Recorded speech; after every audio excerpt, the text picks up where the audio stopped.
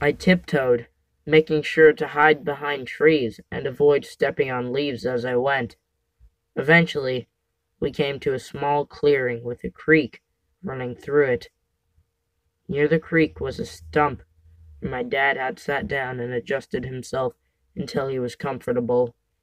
He looked down at his guitar, closed his eyes, and began playing. I stood in awe of what I was hearing, a haunting mixture of melodious vocals and the rustling of trees in the wind-filled forest. I knew he played, but I never knew he could sing. It was breathtaking, for lack of a better word. This went on as often as my dad had breakdowns in our previous house. Each night it happened. I would follow my dad out of the woods and listen to the beautiful song he'd seemingly written. I didn't know what it all meant, but I could tell, even at age 10, it seemed from a place of great pain. I could tell that the somber, heartfelt tune was about losing a loved one. Whenever I tried to picture my mother, the image was always blurry and out of focus, almost as if whatever little memory I had of her was slipping away.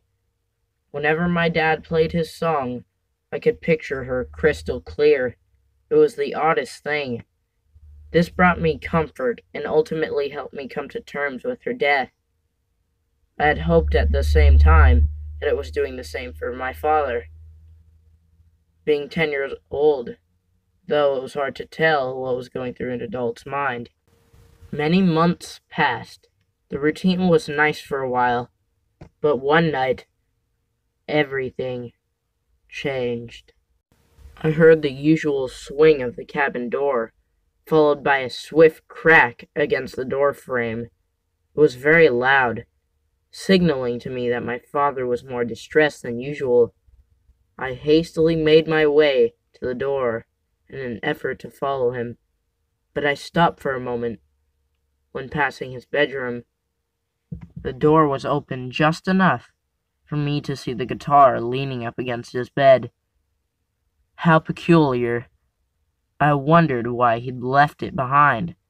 In truth, there was only one way to find out. My dad was already at the creek when I arrived. He sat on the stump motionless and quiet. He was in a sulking position, and his eyes were closed. Without his guitar or voice, the forest around him was void of sound. The only thing I could hear was the water in the creek as it trickled by us. Soon enough, my father began singing. I could tell it was the same song he'd always sung, but it sounded off. Without his guitar, his voice was muddy and out of tune. There were some awkward highs and lows that made my stomach turn. Though his eyes were shut, I saw tears force their way out and watched as they swam down the creek. Eventually, he stopped singing and broke down crying. As my father wept, something strange happened. A milky white fog danced across the water. At first, I thought it was my eyes playing tricks on me, but eventually, the white smoke gathered above the creek and took shape before my very eyes. It was a spirit. No ordinary spirit, mind you.